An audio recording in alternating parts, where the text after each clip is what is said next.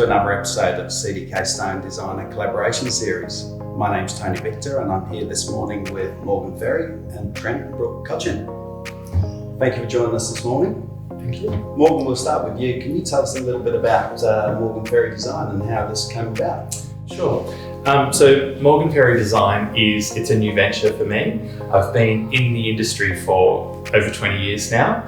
My other business, Simple Studios, supplies window furnishings, soft furnishings and curtains and blinds to the architecture and design trade. So I've been around in the industry for a long time. But that business is quite established now, so I've got a really good team there. It operates a little bit more automatically, so I've been able to carve out some time to focus on my passion, which is residential interiors. Cool. So I am small though, it's a one-man band, and I manage just one project at a time, right. and still draw by hand.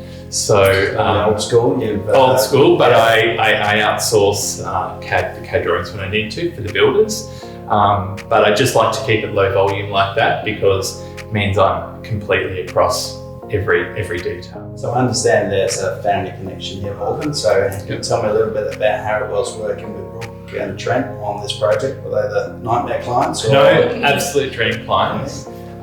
They placed a lot of trust and faith in me to deliver the vision that I had for the house.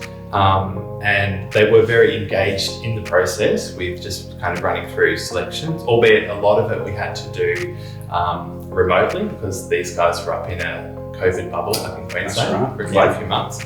So, but for the most part, they really just let me run with it and just had faith in that vision.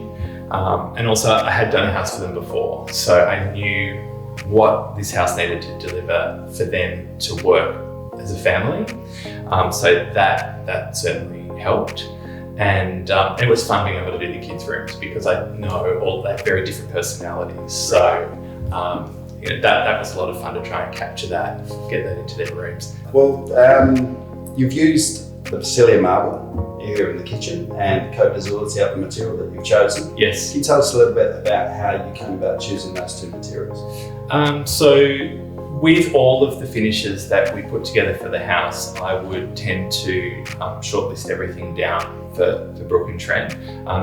These guys have got great taste and they're very well informed with interior style. And we were aligned with how we wanted the whole house to look. So it was really a matter of creating shortlists of things to say, okay, well, here's 2 or 3 options that will work. And then we'd workshop it from there and arrive at a conclusion that we were all happy with. So with the stone going out to CDK, to the selection centre, I'd already done some homework on it. So we could get the slabs that we were interested in hoisted up, and we got to our conclusion pretty quickly. And there were different aspects of the brief. I was very focused on the aesthetics and loved the stone and the colour, how it worked with the joinery. But then there are also practical aspects, like this isn't a stone that particularly shows up a lot of etching from, ring marks from glasses and things like that. So it was a bit of a balance. Yeah, the stone looks absolutely beautiful. Trent, Brooke, I'm interested here. How did you find the selection process with the stone? Did you enjoy that, going out and choosing material? Yeah, it was. And I think, as Morg said, by shortlisting and getting it down to sort of 3 or 4 particular types of stones and colourways and so forth, it made it very much an easier process to go out there, take the other materials that was going to complement, whether it was cabinetry or flooring, and then make a selection based on that, I think. Great. So you actually enjoyed that process. It was a fun key part of the process. It was good to go out and kind of see all the different stones, all the different colours. We had quite a look around. Yeah, and I think with that, if it wasn't shortlisted, like there's so many amazing products out there, it could be overwhelming, or it could be distracting. So I think sort of kind of sticking to our shortlist was really good. I think the other fun part was knowing that we had quite a few fireplaces and searching for the right piece of stone for hearths. And we initially discussed whether we could find some offcuts and have each one looking a little bit different, and then Brooke being a little bit obsessed with things being quite symmetrical and everything matching, we decided to go with the, I'll let you pronounce it because the Cote d'Azur, that's the one, Cote d'Azur, for all our hearts, which we think they came out beautiful. So Morgan, can you tell me a little bit, how would you describe your design? So I can actually jump in here. Morgs loves this term that I often use, and it's just the word elite. There you go. And when I reference elite, it's sort of like, oh, that's awesome or amazing.